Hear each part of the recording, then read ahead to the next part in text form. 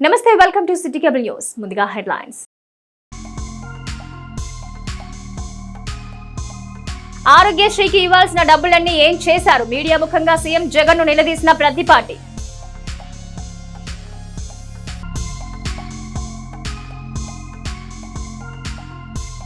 ఎన్నికల కౌంటింగ్ నేపథ్యంలో mock drill నిర్వహించిన పోలీసులు, ఆసక్తిగా తిలకించిన స్థానిక ప్రజలు.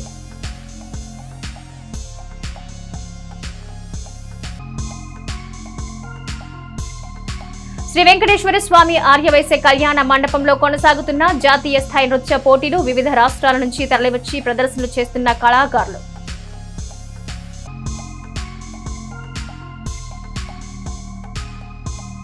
ఘనంగా మాజీ ప్రధాని రాజీవ్ గాంధీ వర్ధంతి కార్యక్రమం, నివాళులర్పించిన పలువురు కాంగ్రెస్ పార్టీ నాయకులు.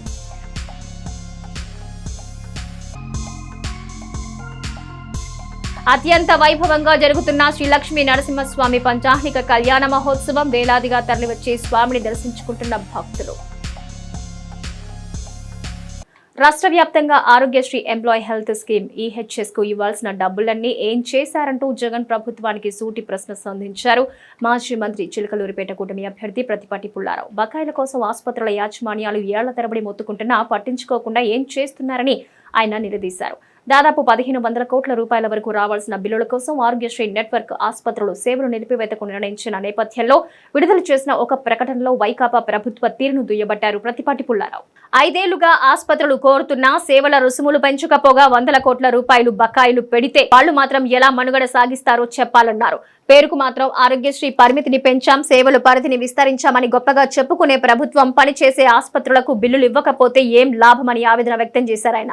సొంత కాంట్రాక్టర్లకు కమిషన్ల కోసం 1000 కోట్ల రూపాయల బిల్లులు చెల్లిస్తున్న జగన్ పేదల ఆరోగ్యానికి కాపుగాసే ఆరోగ్యశ్రీ విషయంలో మాత్రం ఎందుకింత చిన్న చూపు చూస్తున్నారో అర్థం కావడం లేదన్నారు ప్రతిపాటి.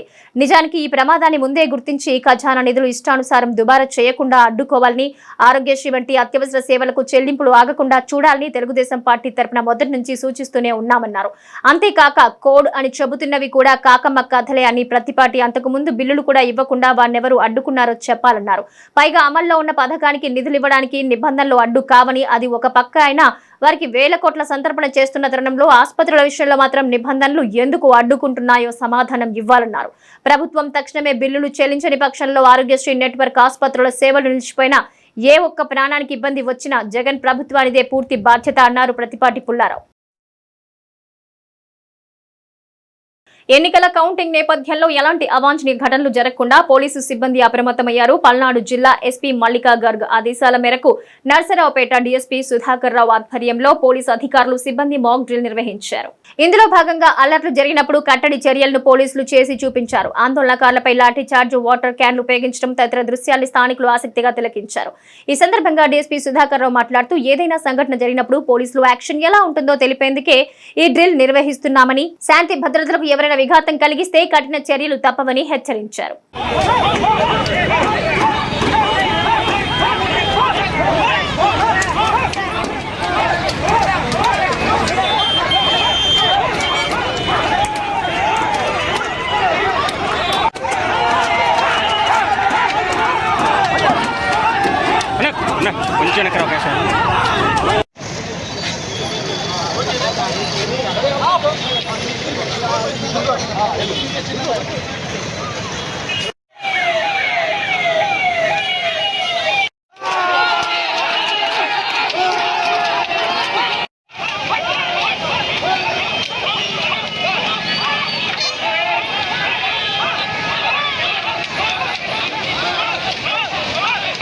గత 13వ తారీఖుని ఎలక్షన్ రోజు, ఎలక్షన్ తర్వాత జిల్లాలో జరిగిన అల్లర్ల గురించి అందరికీ తెలిసిన విషయమే. ఫర్దర్గా మళ్ళీ ఇటువంటి సంఘటనలు కౌంటింగ్ రోజు కానీ తర్వాత కానీ ఈ ఫర్దర్గా వచ్చేట ఒక 2-3 వారాల్లో మళ్ళీ ఇటువంటి అల్లర్లు కానీ గొడవలు కానీ జరగకుండా ఉండాలని, ఒకవేళ అటువంటి సంఘటనలు జరిగితే పోలీసు వారి యాక్షన్ ఎలాగుంటుంది అని తెలియచేయటానికి ఈరోజు మన పల్నాడు ఎస్పీ మల్లికా గారి ఐపీఎస్ మేడం గారి ఆదేశాల ప్రకారంగా ఇక్కడ పోలీసు వారు మాక్ డ్రిల్ నిర్వహించడం జరిగింది. ఇటువంటి మాక్ డ్రిల్స్ ప్రతి పట్టణంలో కూడా నిర్వహించడం జరుగుతుంది. ప్రతి పట్టణంలో కూడా ఈ సంఘటన జరిగినప్పుడు పోలీసు వారు ఎలాగ యాక్షన్ తీసుకుంటారన్న ఆ టీమ్స్ ఏవైతే ఉన్నాయో అటువంటి ర్యాపిడ్ యాక్షన్ టీమ్స్ ప్రతి పట్టణంలో కూడా ఉన్నాయి. ఏ పట్టణంలోని ఎటువంటి సంఘటన జరిగినా ఇమీడియట్గా రష్ అయ్యి వారి అల్లరి మోకల్ని కఠినంగా అణచివేసే కార్యక్రమంలో భాగంగా ఈ డ్రిల్ని నిర్వహించాము. ఇది కంటిన్యూ అవుతుంది. ప్రతి పట్టణంలో కూడా మన పల్నాడు జిల్లాలో ప్రతి పట్టణంలో కూడా ఇటువంటి డ్రిల్స్ చేయడం జరుగుతుంది. ప్రతి పట్టణంలో కూడా ఇటువంటి టీమ్స్ వచ్చి ఉన్నాయి ఆల్రెడీ. కాబట్టి అందరూ గమనించి ఫర్దర్గా ఎటువంటి అల్లర్లకి ప్రోత్సహించకుండా ప్రశాంతంగా ఉండాలని ఉద్దేశంతో ఈ నిర్వహించాము. ఇది మా పల్నాడు ఎస్పీ మల్లికా గారు ఐపీఎస్ గారి ఆదేశాల మేరకు నిర్వహించడం జరిగింది. చిలకలూరిపేట మండలంలో సమస్యాత్మక గ్రామమైన కావూరు గ్రామంలో పోలీసులు ముమ్మర తనిఖీలు నిర్వహించారు. సార్వత్రిక ఎన్నికల నేపథ్యంలో గ్రామంలో ఎలాంటి అవాంఛనీయ సంఘటనలు చోటు చేసుకోకుండా ముందస్తు భద్రతా చర్యలు చేపట్టారు. జూన్ 4వ తేదీన ఎన్నికల కౌంటింగ్ నేపథ్యంలో మారణాయుధాలు, పెట్రోల్ బాంబుల వంటి వాటిని గుర్తించేందుకు విస్తృతంగా తనిఖీలు నిర్వహించారు. ఈ తనిఖీల్లో Chilakaluripet rural CIP Srinivas Reddy, rural ఎస్ఐలు జి రవికృష్ణ, బాలకృష్ణ సిబ్బంది పాల్గొన్నారు. చిలకలూరిపేట పట్టణంలోని వెంకటేశ్వర స్వామి ఆర్యవైశ్య కళ్యాణ మండపంలో ఈ నెల 21వ తేదీ నుంచి జరుగుతున్న నృత్యాంజలి పోటీలు బుధవారం కూడా కొనసాగాయి. కళా నిలయం సంస్థ ఆధ్వర్యంలో నిర్వహిస్తున్న ఈ జాతీయ స్థాయి నృత్య పోటీల్లో 2 తెలుగు రాష్ట్రాల నుంచే కాకుండా తమిళనాడు, కర్ణాటక, కేరళ నుంచి ఎంతో మంది కళాకారులు వచ్చి నృత్య ప్రదర్శన చేశారు. ప్రధానంగా కూచిపూడి, భరతనాట్యం, జానపద నృత్యాలు, జంట నాట్యాలు, బృంద నాట్యాలు, నృత్య నాటికలు ప్రదర్శించారు. ఈ సందర్భంగా పలువురు కళాకారులు మాట్లాడుతూ దూర ప్రాంతాల నుంచి చిలకలూరిపేటకొచ్చి నృత్య ప్రదర్శన చేయడం సంతోషంగా ఉందన్నారు. ఈ పోటీ నిర్వహిస్తున్న ప్రగడ రాజమోహన్ రావుకు ధన్యవాదాలు తెలియజేశారు.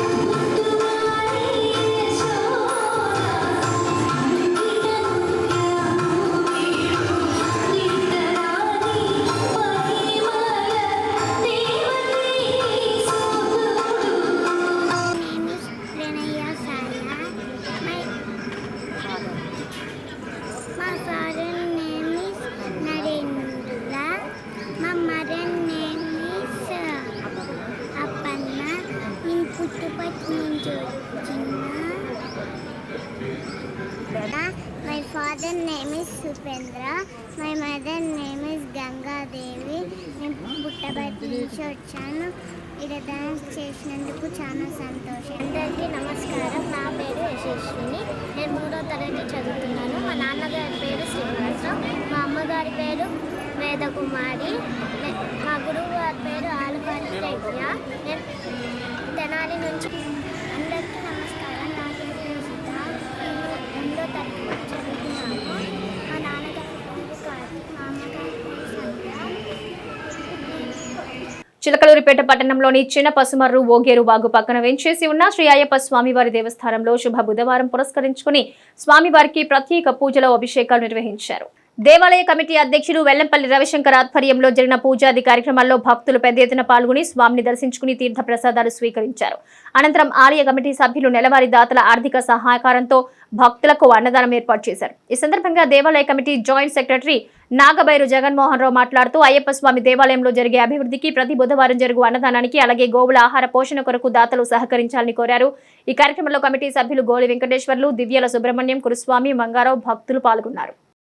మన దేవాలయంలో గత 3 సంవత్సరాల కాలం నుండి శాశ్వతముగా ప్రతి బుధవారం అన్న ప్రసాద వితరణ కార్యక్రమం కొనసాగుతుంది. దాతల యొక్క సహాయ సహకారాలతో ఈ కార్యక్రమాన్ని దిగ్విజయంగా జరుగుతున్నది.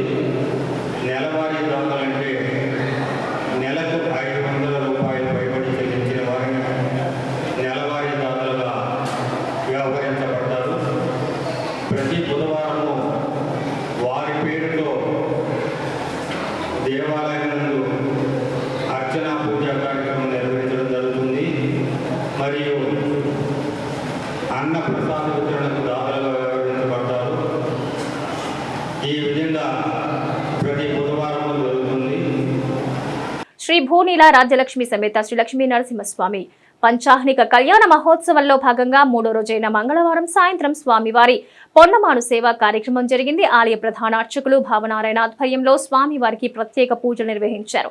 అనంతరం మేళతాళాలతో గ్రామోత్సవం జరిగింది. పట్టణంలోని ప్రధాన వీధుల్లో నిర్వహిస్తున్న ఊరేగింపులో భక్తులు ఇంటి వద్దే ఆపి నీరాజనాలు పట్టారు. ఈ కార్యక్రమంలో వ్యవస్థాపక ధర్మకర్తలు జమీందారు వంశీకులు ఆర్ఎంవి రామచంద్రరావుతో పాటు దేవాదాయ శాఖ సిబ్బంది ఉన్నారు.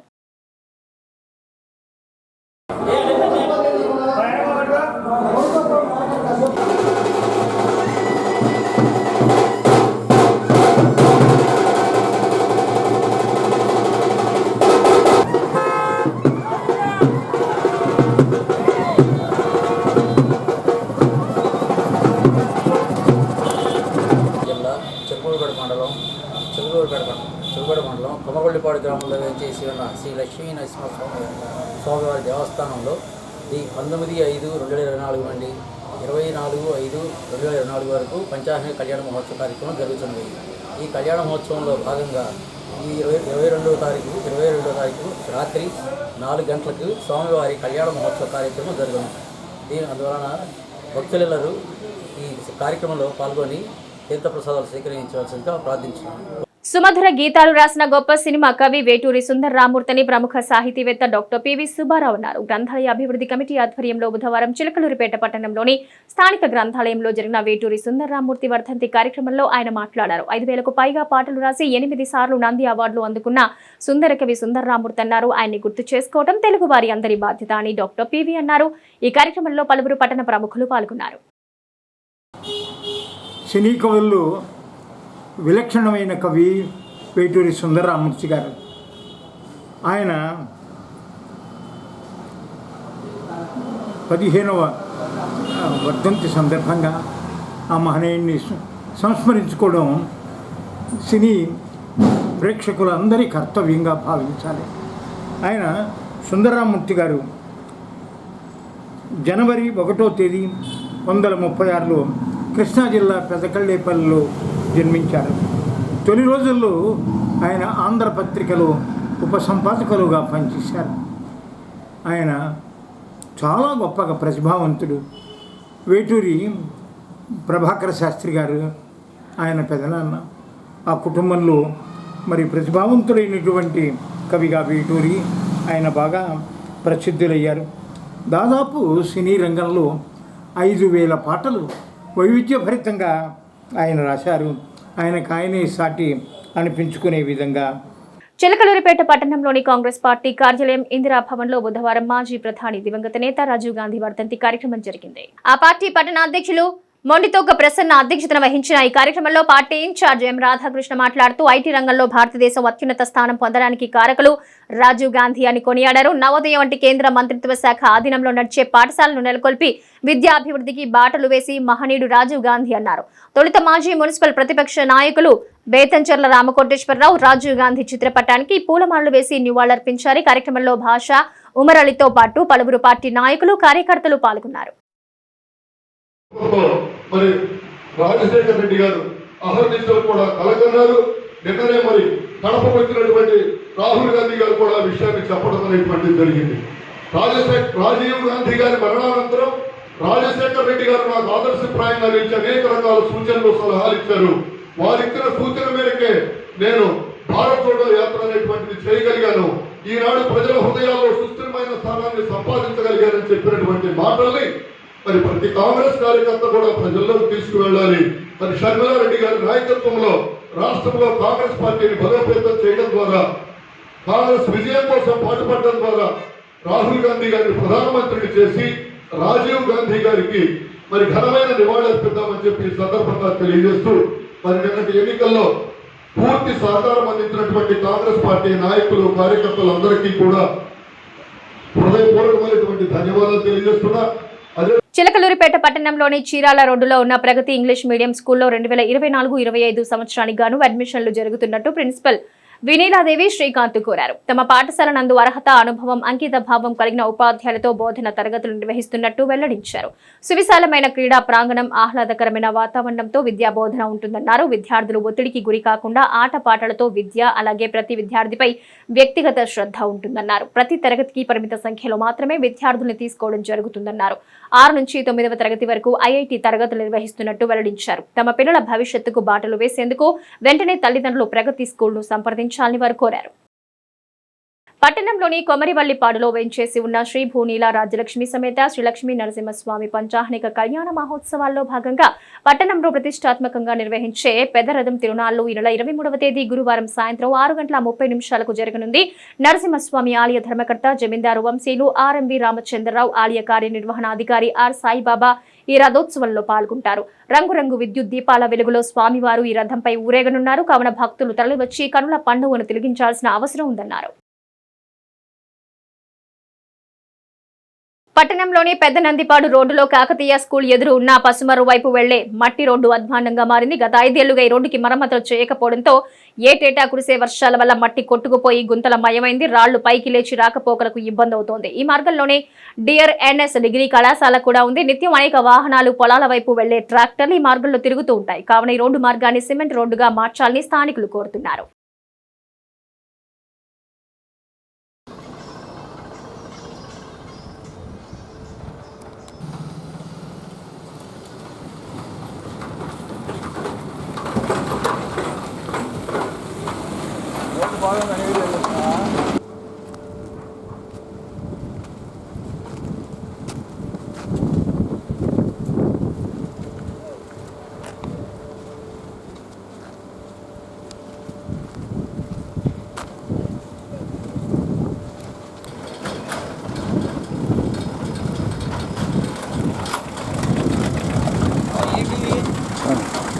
City cable